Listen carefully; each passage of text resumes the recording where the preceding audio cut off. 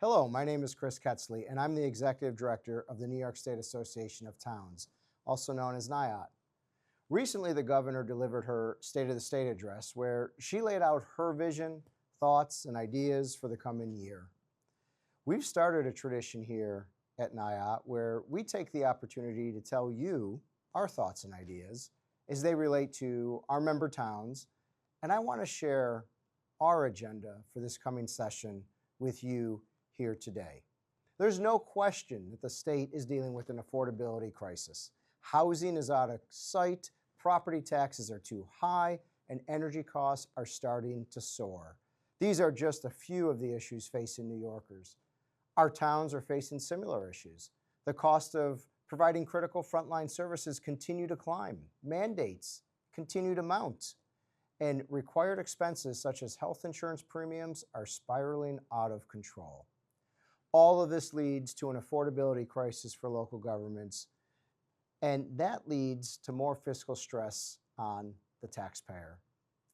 We need and we have common sense solutions to reduce the cost on local governments, to help them shift from property levy-based revenues almost exclusively, and to reduce mandates and allow them to be more efficient. This agenda we're advancing will make local governments affordable, and it will protect property taxpayers across the state. So first, let's talk about infrastructure. One of the town's most basic obligations is to maintain critical infrastructure that residents rely on for clean water, sewers, safe roads, and other critical facilities. And perhaps few are more important than providing clean water. That's why we're calling on the state to create a dedicated funding program for municipal water and sewer infrastructure. It's important to note that in 2024 alone, towns spent over $1 billion on water, sewer, and stormwater services. Towns directly provide drinking water to 1.2 million New Yorkers, often in small, rural systems with limited rate bases. And they are being challenged more and more each year with PFOAs, which is a contamination that has been found in water. DEC, in fact, DEC maps have shown dozens of contamination sites and hundreds of presumptive sites. Despite the state's effort to patchwork some grants, these programs are not meeting the need. In 2024, only 15% of our towns received CFA assistance. Some towns are effectively locked out. One example, a town of Boston in Erie County, and it's not an outlier, they identified 14 critical drinking water capital projects. Deficiencies were flagged as much as 17 years ago, and the town has spent over $100,000 on grant writers since 2019. They made 6 CFA applications, and they received 0 awards. You see, grants are okay if you want to deliver a lot of money to a few towns, but grants create winners and losers, and we believe that New Yorkers should not have to compete for clean water. This is why towns need reliable, formula-based funding, not a lottery-style grant. Creating CHIPS-like program for water and sewer infrastructure is conducive to long-term capital planning and will help reduce costs, aligning with state priorities like affordable housing, and it is the constitutional right to clean water. And it ensures everyone gets something each year to invest in water and sewer infrastructure. Now, in the relation to revenue, there is work that we can do there too. NYAOT also supports various proposals that ultimately make town services more affordable. One idea is that we will achieve this through providing towns with negotiation authority and pilot agreements that impact their tax base under current laws. IDAs have the authority to give away town real property tax revenue, and towns have no say in this. In fact, in 2023, county IDAs gave away almost $2 billion in tax exemptions. 41% of that loss came from city, towns, and village property taxes. Only 10% was from county property tax. IDAs also gave away $117 million in local sales tax, $15 million in mortgage recording tax. Pilot payments only replaced about 60% of the lost revenue, leaving a 40% gap for towns to endure. Over the last 4 years, IDA exemptions grew more than 20% annually. Pilot payments grew by just 1.8%. Towns are subsidizing economic development decisions that they do not have control over. projects that they don't necessarily benefit from like the counties do at the same level, and projects that often put significant burden on town infrastructure, actually costing the town more. NYAOT supports legislation that would authorize towns to veto that part of a pilot agreement that impacts the town's tax base. Alternatively, a town could enter into a community benefits agreement with the developer. This pilot issue emphasizes a system that requires most of the town's expense to be paid for by property levy. Therefore, we call on the legislature to support town services by authorizing new local revenue sources. The main source of revenue for towns is the real property tax base levy. This becomes a major problem, particularly in towns where up to 90% of the properties are eligible for some form of tax exemption. Towns lack revenue tools like counties, cities, and villages already have, which include sales tax authority. Sadly, 18% of counties share no sales tax revenue with their towns. And where sharing does exist, towns receive only 9% of the total revenue. Hotel occupancy tax is another source of revenue that towns cannot access unless they have special legislation from the state legislature. And gross receipts tax is another area. From 2013 to 2023, this tax generated $1.35 billion. Towns saw none of it. Towns are being asked to do more with fewer fiscal tools than other local governments, and it's time that that stopped. Another cost containment proposal is the modernization of public notice requirements. Historically, newspapers were the primary way that people learned about public hearings, and that may have been true decades ago, but it's no longer true today. In just the last decade, print newspaper circulation has dropped by more than 50%. And digital subscriptions have increased significantly. A town can reach far more residents through its websites, free email notification lists, and direct digital posting that is always available. The print notice mandate is expensive and duplicative. Taxpayers pay twice, once when the town pays to publish the notice, and it is costly, and again when residents must buy a newspaper or a subscription to even see it. Print notifications in newspapers are easy to miss. Papers get lost, people travel, and information has a very short shelf life. Online notices are available 24/7, and can be accessed repeatedly. They live permanently on the town's websites, and as a former town supervisor 15 years, I saw the cost of these print public notifications firsthand. My town of Glenville spent $10,000 to $15,000 every year on public notice advertisements alone. NYAOT research shows this mandate costs taxpayers between $6.3 million and $8.5 million annually statewide. This is not about eliminating transparency, it's about modernizing how transparency works. The state already requires most municipalities to operate on a secure.gov website, and that law explicitly requires posting public notices online. If consistency is the concern, the state can establish formatting standards and require centralized or searchable notice portals. Other states have already moved in this direction. Wisconsin and Florida, for example, both provide free searchable public notice platforms. The print mandate is costly, it is outdated, and it is inefficient. It does not reflect how people consume information today, and modernizing public notice requirements will save taxpayer dollars, it will increase access, and improve transparency. Newspapers may be struggling, but taxpayers should not be forced to subsidize an outdated business model. If job postings can move entirely online, public notices for towns can too. Now, I want to talk about health insurance. There may be no bigger threat to the town's budget than out-of-control premiums. We're all feeling that. That's why we're offering ways to reduce municipal health benefit costs. We're asking for legislation and regulatory changes that remove barriers to more affordable, cooperative healthcare options. Towns are not required to offer employee health insurance, yet nearly all do. Based on 2024 expenditure data, almost 90% of towns provide health insurance to their employees. These benefits are essential. for employee health and stability, for recruitment and retention, especially when public sector wages cannot compete with the private sector. Without health benefits, workforce shortages in towns would be significantly worse than they already are. The cost of providing health insurance is rising rapidly, and it is unsustainable. From 2014 to 2024, town health insurance costs increased by more than 30%. In 2024 alone, towns spent nearly $250 million more on health insurance than they did just 10 years earlier. Healthcare now consumes a growing share of overall town budgets, squeezing public safety and infrastructure and basic services.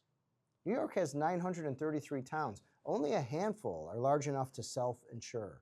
A small number can participate in Article 47 health insurance consortiums, but statutory thresholds for covered lives are too high and required reserve levels are prohibitive. Additional legal barriers prevent towns from joining county self-insured plans, collaborating with school districts or BOCES, or pooling resources to reduce costs. As a result, most towns are forced into more expensive community-rated plans offered by private insurers. What towns are not asking for is for a subsidy. Towns are not asking for the state for any money. Towns are not asking to shift costs to others. These reforms do not cost the state anything. We are asking the state to remove barriers so that towns can manage healthcare costs more effectively, including exempting municipal employers with fewer than 100 employees from mandatory participation in community-rated plans, reducing the minimum covered lives and reserve requirements needed to form an Article 47 healthcare consortium. We want them to eliminate the barriers that prevent towns from joining county self-insured plans or pooling health care resources with school districts and BOCES. This list is not exhaustive, but it is a practical and common sense starting point. Runaway healthcare costs threaten municipal services, workforce stability, and certainly the property taxpayer. Runaway premiums is a lose, lose, lose proposition. The town loses, the employee loses, and the taxpayer loses. Give towns flexibility and choice. By doing that, we'll improve cost control, strengthen employee benefits, and add and protect taxpayers. The benefits of reform will flow to every town taxpayer and to thousands of municipal employees who rely on town-provided health insurance. Now I want to talk about the need to reform inequities in the real property tax cap formula. The tax cap, although popular, does nothing to control costs. It only limits revenue. Over the last decade, town health insurance costs we just talked about increased at double the tax rate. Road salt prices are 17% higher than they were last year. Asphalt costs are 37% higher than in 2021. And with no cost relief, towns are forced into defensive behaviors. Over the last 5 years, 17% of the towns exceeded the levy limit.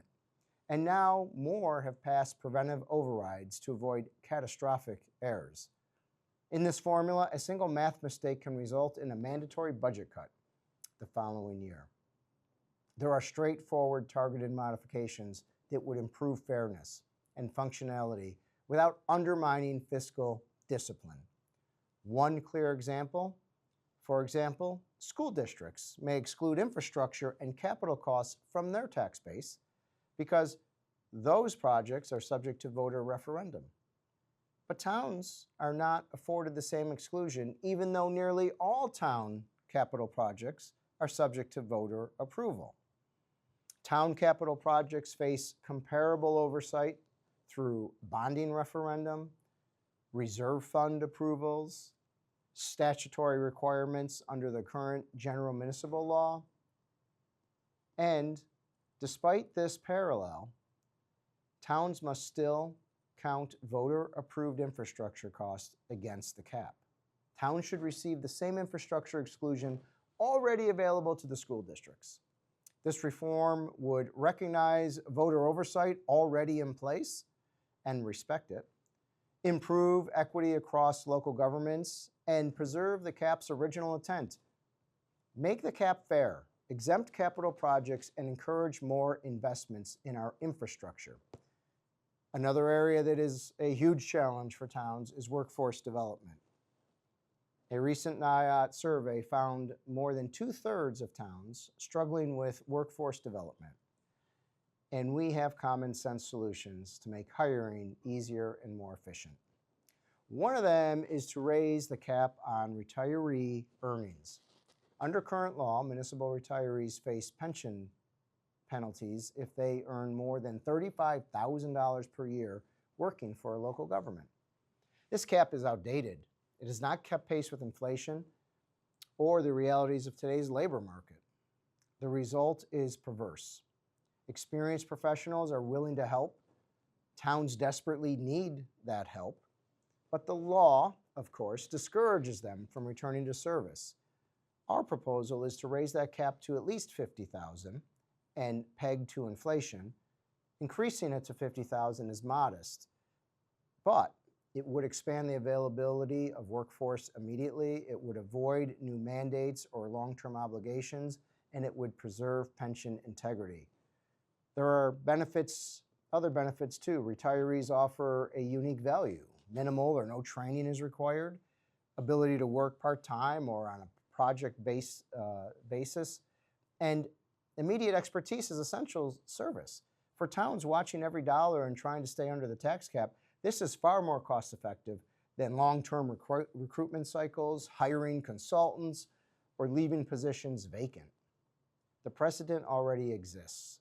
Again, school districts and BOCES already receive waivers from the retiree earnings cap. Those waivers have been extended through 2027.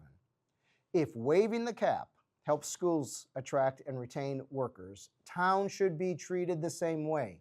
We want parity in local government. And finally, another way to support workforce development is to amend civil service rules to create a more efficient hiring process for public employers. I remind legislators all the time that the civil service is a 100-year-old answer to a 100-year-old problem. We have better tools today available to us than Theodore Roosevelt had at the turn of the last century. Therefore, we should modernize our solutions today to meet the needs of this century. Municipalities are allowed to municipalities are allowed to hire employees on a provisional basis when no eligible list exists. This flexibility is essential, but the system is broken in practice. Provisional employees can remain in limbo for years while waiting for a civil service exam and eligibility list. When a list is finally released, a provisional employee can lose their job overnight, even after years of successful service, or simply because they did not rank in the top 3 people on the test. This uncertainty discourages qualified candidates from applying, it destabilizes municipal operations, and it undermines workforce planning. We believe that we should establish a minimum time limit for provisional appointments. If the test isn't offered within a set time, the employee becomes permanent after successfully completing a probation period. We also suggest allowing provisional employees who have been successfully performing the job to take the civil service exam on a pass-fail basis only, and to eliminate the top 3 mandate. Employees should meet the standard by demonstrating competency rather than compete on how they rank on a test. This would reduce repeated turnover and disruption, save taxpayer dollars by avoiding constant recruitment, repeated onboarding and training costs, improves recruitment by offering job stability and realistic pathways to permanent employment. Retaining a trained employee is far more efficient than restarting the hiring process from scratch. And another fix is to remove state licensing professionals from competitive classification. Many municipal positions already require a professional license issued by the state of New York. Requiring those same professionals to pass a separate competitive civil service exam to prove qualification is redundant, it's inefficient, it's unnecessary. A state-issued license already confirms they're educated, they're trained, and they're competent. And it offers ongoing professional oversight through the certificate.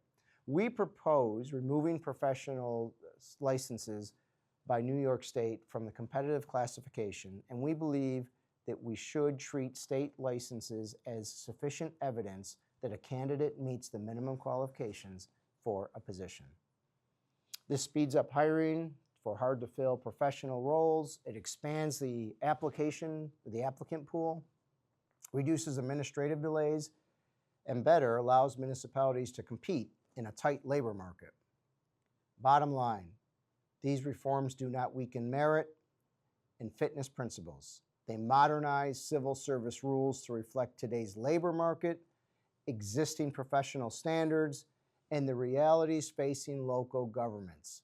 The goal is simple: hire faster, retain qualified employees, and reduce unnecessary turnover and cost. These are just some of our proposals that will lower the cost of local government, drive more efficient operations, and better protect the taxpayer.